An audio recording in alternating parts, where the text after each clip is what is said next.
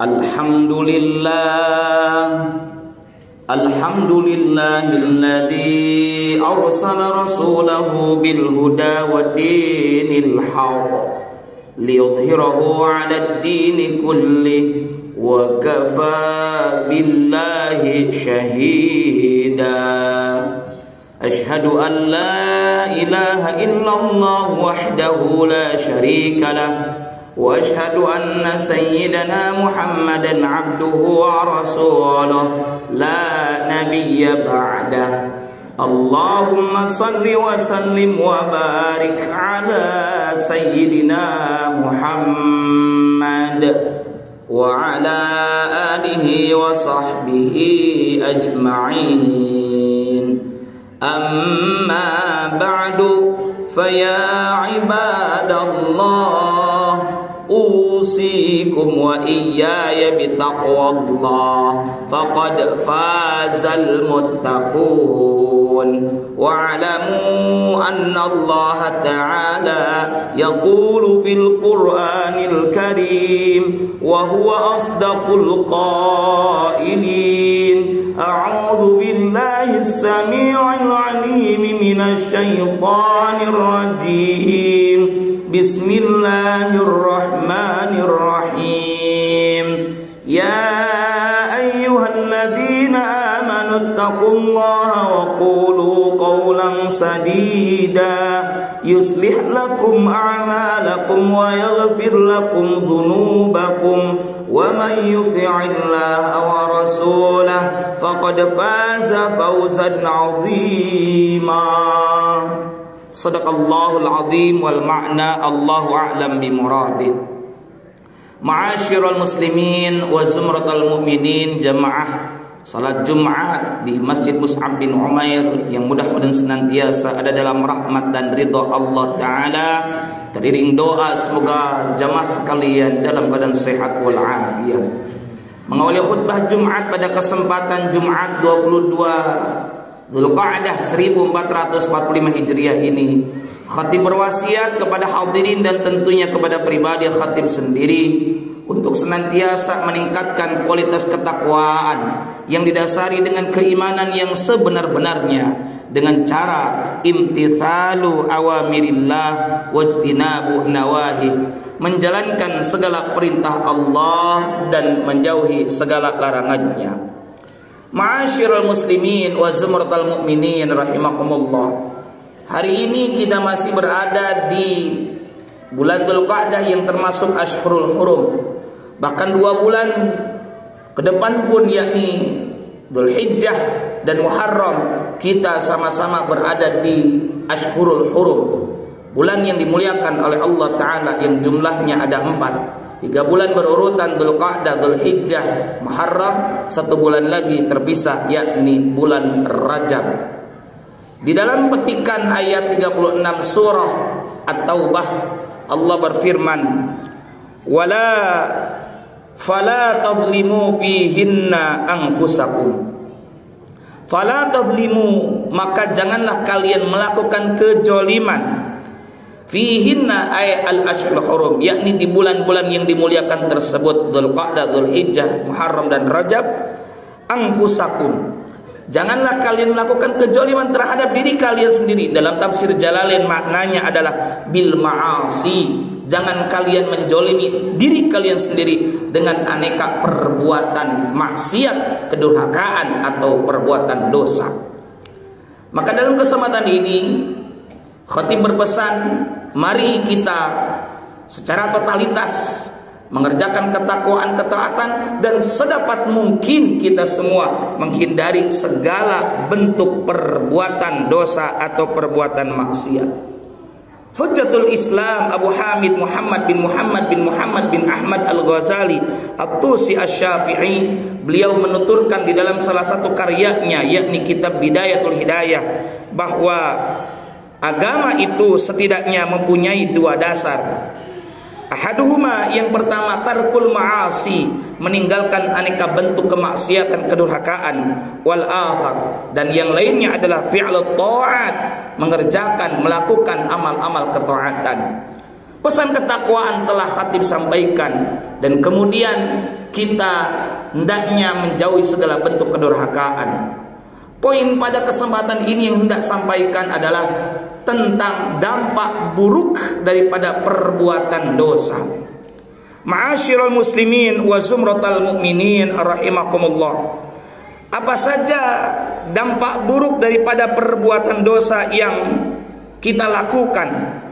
Pertama, marilah kita sekalian mengingat pesan-pesan dari baginda Rasulullah Muhammad sallallahu alaihi wasallam, di mana beliau pernah bersabda, innal abda, sesungguhnya seorang hamba, la yuhramur rizqa, ia akan terhalang mendapatkan rezeki, bidzanbi, disebabkan perbuatan dosa, yusibuhu, yang ia perbuatnya.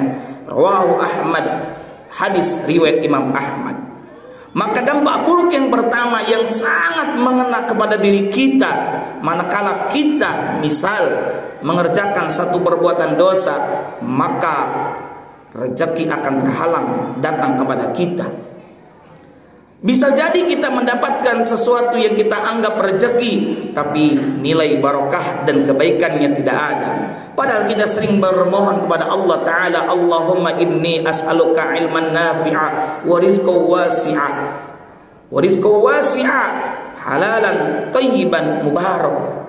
Kita tidak sekedar luas rezeki, tapi juga halal, baik, tayyib, sehingga berdampak kepada perilaku yang akan kita lakukan tersebab makanan atau apa yang kita konsumsi ke dalam diri kita. Yang kedua, apa dampak buruk daripada dosa yang kita kerjakan atau yang dikerjakan oleh sekelompok orang di satu daerah? Yang kedua adalah sebab dosa yang dikerjakan maka menjadi asbab, menjadi penyebab datangnya musibah yang menimpa pelaku maksiat tersebut.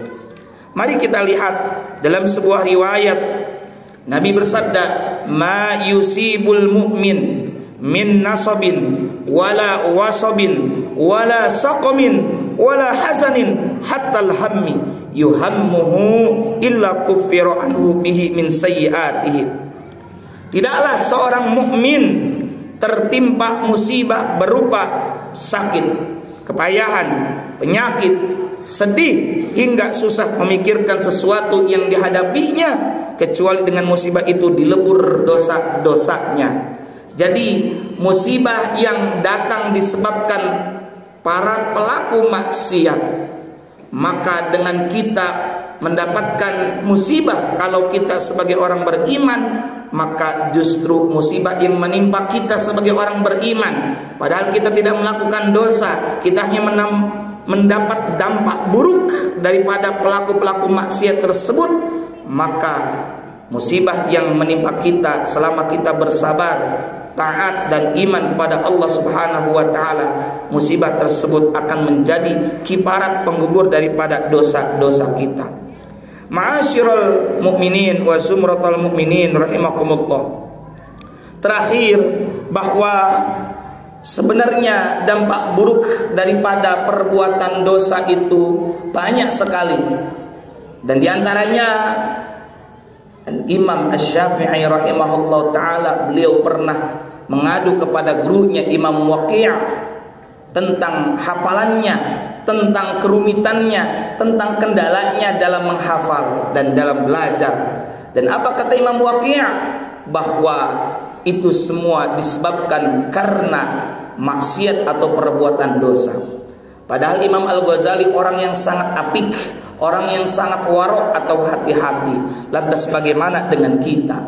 Dan dalam satu riwayat ada sebuah hadis dari baginda Rasulullah Muhammad sallallahu alaihi wasallam, innal abda, sesungguhnya seorang hamba, idza akhta'a khati'atan, jika hamba tersebut melakukan satu perbuatan dosa, melakukan satu kesalahan, nukitat fi qalbihi nuktatun sauda, akan dititikkan, akan dinoktakan satu noda di dalam kalbunya. Jadi ketika seorang hamba melakukan dosa, maka satu dosa menjadi satu noda di dalam hatinya. Faidah wa naza'a, maka apabila sang hamba tersebut berhenti dari perbuatan dosa, wastaghfara, dan mohon ampun dengan beristighfar, wa taba, dan bertaubat, yakni ar-ruju' minadz-dzanbi ilallah, kembali dari sebelumnya melakukan dosa, kembali kepada Allah Subhanahu wa taala, maka sukila qalbuhu, akan bersih kembali kalbunya. Wa in ada, dan jika ia malah kembali melakukan dosa, zida fiha, akan bertambah di dalam kalbunya apa? Yakni rona atau noktah, noda di dalam kalbunya, hatta ta'luwa qalbahu, sehingga memenuhi lingkaran hitam noda tersebut ke dalam hatinya. Wa huwa ron, dan itulah kata Nabi yang disebut dengan ron. Kita sudah mengenal istilah rona di muka kita, artinya kotoran. Bagaimana dengan rona, kotoran yang ada di dalam hati kita? Maka inilah yang sebagaimana difirmankan Allah, alladzi dzakarallah kalla bal rana ala qulubihim ma kanu yaksibun, di mana Allah berfirman kalla bal rana, sekali-kali tidak, akan tetapi rona ala qulubihim, penutup, telah menutupi hatinya, maka no yaksibun, disebabkan apa yang telah mereka kerjakan, yakni sebab dosa maksiat yang telah dilakukan. Mari kita manfaatkan bulan Dzulqa'dah ini untuk menghindari segala bentuk perbuatan dosa dan maksiat, dan sedapat mungkin secara totalitas kita mengerjakan amal-amal ketaatan. Sebab kata Al-Imam Abdullah bin Abbas radhiyallahu anhuma, apabila kita mengerjakan amal kebaikan di Ashhurul Hurum seperti saat ini Dzulqa'dah, kemudian Dzulhijjah, Muharram, dan nanti Rajab, akan dilipat gandakan balasannya. Pun demikian dengan keburukan yang kita kerjakan, sangat berat dan besar balasannya. Wal'iyadu billahi min dzalik. Semoga Allah Ta'ala memberikan taufik hidayah kepada kita sekalian dan istiqamah melakukan amal ketaatan, amal ibadah, amal saleh karena Allah Ta'ala. Amin ya Allah ya Rabbal Alamin. Barakallahu li wa lakum fil Qur'anil azim wa nafa'ani wa iyyakum bima fihi minal ayati wa dzikril hakim. Aqulu qawli hadza wa astaghfirullahal azim li wa lakum wa lisairil muslimina min kulli dhanbin fastaghfiruhu innahu huwal ghafurur rahim.